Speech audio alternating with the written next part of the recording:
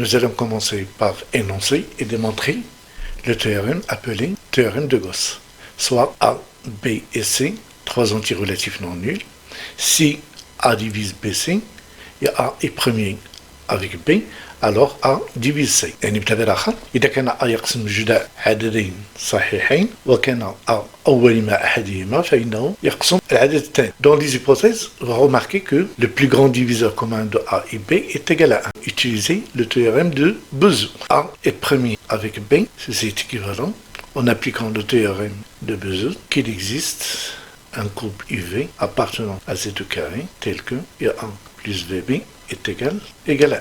Ceci est équivalent. En multipliant les deux membres par C, il existe un couple UV appartenant à Z carré tel que UAC plus VBC est égal à C. Comme A divise UAC et A divise VBC, par hypothèse A divise BC. Et comme A divise BC, alors il divise tout multiple de BC, c'est-à-dire A divise VBC. Et comme A divise A, alors A divise UAC. Alors A divise UAC plus VBC. Et comme UAC plus VBC est égal à C, donc A divise C. Donc si A et B sont premiers entre eux, et A divise BC, alors A divise C. Ce qu'il fallait démontrer. Exercice d'application. Déterminer tous les couples d'entiers naturels XY tels que 7x est égal à 5y.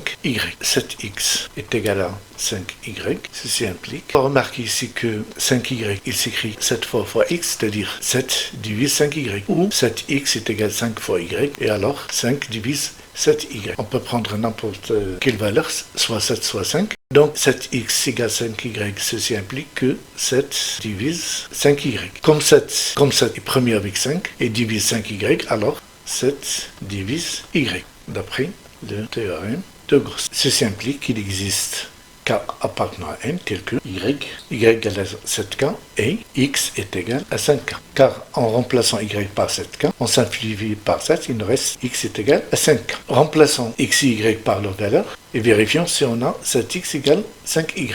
7 fois 5K, c'est-à-dire 7x est égal à 35K.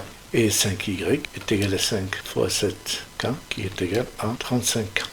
Donc, les couples d'entiers naturels XY tels que 7x égale à 5y sont 5k, 7k avec k appartenant à n. Activité, soit A, B et C, trois antirelatifs non nuls, supposons que le plus grand diviseur commun de A et C est égal à 1. Premièrement, montrer qu'il existe un couple d'entiers UV tel que UB fois A plus V fois BC est égal à B. Deuxièmement, montrer que le plus grand diviseur commun de A et BC est égal au plus grand diviseur commun de A et B. Donc l'objectif de cette activité, c'est de démontrer la propriété suivante. Le plus grand diviseur commun de deux nombres ne change pas lorsqu'on multiplie l'un d'entre eux par un nombre premier avec l'autre. ونبرهنوا أن القاسم المشترك الأكبر لعددين لا يتغير إذا ضربنا أحد العددين في عدد أولي مع الآخر. Premièrement, montrant qu'il existe un couple UV tel que U fois A plus V fois BC est égal à B. A est premier avec C. D'après le théorème de Bézout, il existe un couple UV appartenant à Z carré tel que UA plus VC est égal à 1. Ceci est équivalent. En multipliant les deux membres par B, il existe UV appartenant à Z carré tel que UB fois A plus V fois BC est égal à B. Deuxièmement, posons D est égal au plus grand diviseur commun de A et B et delta est égal au plus grand diviseur commun de A et BC. Donc tout d'abord, montrons que D est inférieur ou égal à delta, et après on va montrer que delta est inférieur ou égal à D pour obtenir l'égalité. D est égal au plus grand diviseur commun de A et B, ceci implique que D divise A et D divise B. Ceci implique que D divise A, et puisque D divise B, alors D divise BC. Et ceci implique que D divise le plus grand diviseur commun de A et BC, c'est-à-dire delta. Et ceci implique que D est inférieur ou égal à delta.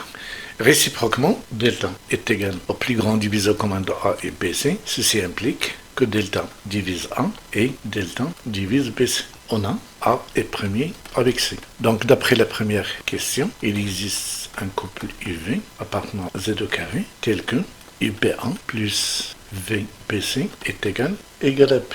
Comme delta divise 1 et delta divise BC, alors delta divise 1 et delta divise UP fois A et delta divise V fois BC. Par suite, delta divise A et delta divise UP fois A plus V fois BC. Comme UP fois A plus V fois BC est égal à B, donc delta divise A et delta divise B. Delta divise le plus grand diviseur commun de A et B qui est D. C'est-à-dire delta est inférieur ou égal à D. Comme delta est inférieur ou égal à D et D est inférieur ou égal à delta, conclusion, D égale à delta. Donc le plus grand diviseur commun de A et BC est égal au plus grand diviseur commun de A et B. Propriété, soit A, B, C, trois entiers relatifs non nuls. Si le plus grand diviseur commun de A et C est égal à 1, alors le plus grand diviseur commun de A et BC est égal au plus grand diviseur commun de A et B. Conséquence de cette propriété, soit A, B, C, trois entiers relatifs non nuls. Le plus grand diviseur commun de A et BC est égal à 1, équivalent au plus grand diviseur commun de A et B est égal à 1, et le plus grand diviseur commun de A et C est égal à 1. Montrant cette conséquence, supposons que A est premier avec B et A est premier avec C. D'après le résultat de la propriété précédente, A est premier avec C implique que le plus grand diviseur commun de A et BC est égal au plus grand diviseur commun de A et B. Et comme A et B sont premiers entre eux, alors le plus grand diviseur commun de A et BC est égal à 1. Réciproquement, supposons que le plus grand diviseur commun de A et BC est égal à 1. Et montrant que A est premier avec B et A est premier avec C. A est premier avec BC, ceci est équivalent, d'après le théorème de Bezout, qu'il existe alpha bêta appartenant à Z carré, tel que alpha A plus bêta BC est égal à 1. Ceci est équivalent, alpha A plus bêta B fois C égale à 1, et alpha A plus bêta C fois B est égal à 1. Donc, d'après le théorème de Bezout, on en déduit que A et C sont premiers entre eux, et A et B sont aussi premiers entre eux. Donc, A est premier avec B, et A est premier avec C. Donc, A est premier avec BC, équivalent à A est premier avec B, et A premier avec C. Maintenant, on va voir un exercice d'application, soit n un entier naturel non nul. Premièrement, vérifier que n et 2n plus 1 sont premiers entre eux. Deuxièmement, en déduire que n au carré plus n et 2n plus 1 sont premiers entre eux. Premièrement, montrons que n et 2n plus 1 sont premiers entre eux. Posons A est égal à n et B est égal à 2n plus 1 et cherchons une combinaison linéaire de A et B égale à 1. A est égal à n et B est égal à 2n plus 1. Ceci est équivalent à A égale à n. Et en remplaçant dans la deuxième égalité n par A, on obtient B est égal à 2A plus 1. Ceci implique que B moins 2A égale à 1. Ainsi, on a une combinaison linéaire de A et B est égale à 1. Donc, d'après le théorème de Bezout, A et B sont premiers entre eux. C'est-à-dire, n et 2n plus 1 sont premiers entre eux. La deuxième question, remarquez que n au carré plus n est égal à n facteur de n plus 1.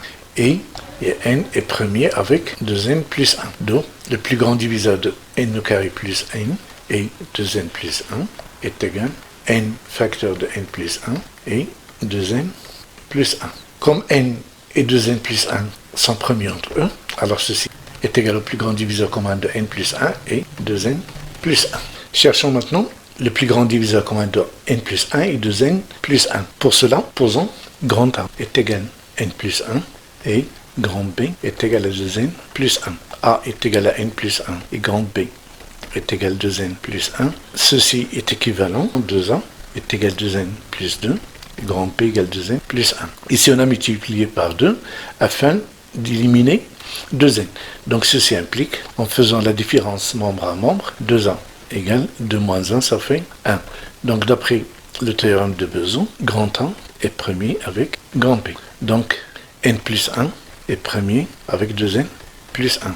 Et comme le plus grand diviseur commun de n plus 1 et 2n plus 1 est égal au plus grand diviseur commun de n au carré plus n et 2n plus 1, alors le plus grand diviseur commun de n au carré plus n et 2n plus 1 est égal à 1. C'est-à-dire que n au carré plus n et 2n plus 1 sont premiers entre eux. Maintenant, on va voir une propriété qui est importante pour la résolution des exercices en arithmétique. Soit A, B, C, trois entiers relatifs non nuls, montrer que si A divise C, B divise C et A est premier avec B, alors A fois B divise C. Démontrant ce résultat, A divise C et B divise C. Ceci est équivalent à il existe un couple K' appartenant à Z au carré, tel que C est égal à K1, C est égal à K' B. Ceci implique qu'il existe un couple K' appartenant à Z au carré, tel que K1 est égal à K' B. Ceci implique qu'il existe K appartenant à Z, tel que B divise K fois 1. Et puisque K1 est égal à K' B, alors B divise K1. Comme B est premier avec 1, alors il existe K appartenant à Z, tel que B divise K. Ceci d'après le théorème de Gauss. Ceci implique qu'il existe K seconde appartenant à Z, tel que K est égal à K seconde fois B. Donc ceci implique qu'il existe K seconde appartenant à Z, tel que C est égal à K seconde B fois 1. Ici, j'ai remplacé K par K seconde B. Donc ceci implique qu'il existe K seconde appartenant à Z, tel que C est égal à K seconde fois AB. Ceci implique que AB divise C. Donc, si A divise C et B divise C, donc on ne peut pas dire que A fois B divise C, sauf si A et B sont premiers entre eux.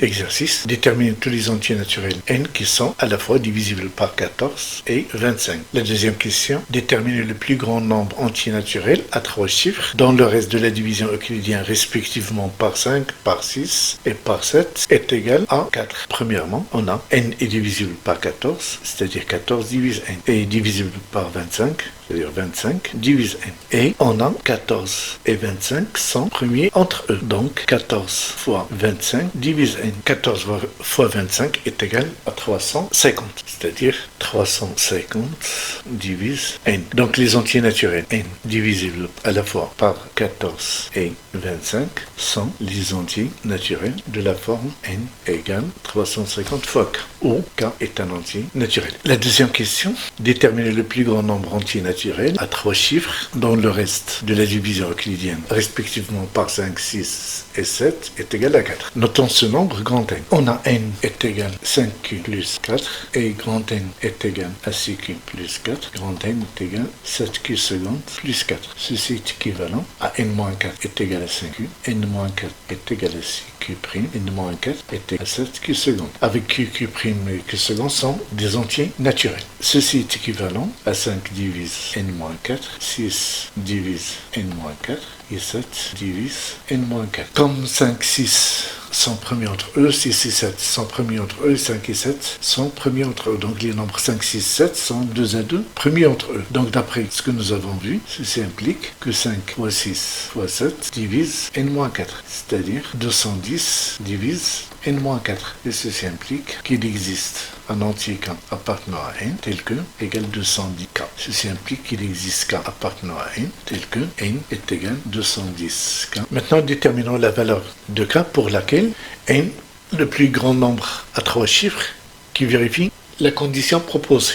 Puisque n est un nombre à 3 chiffres, donc il est inférieur à 999.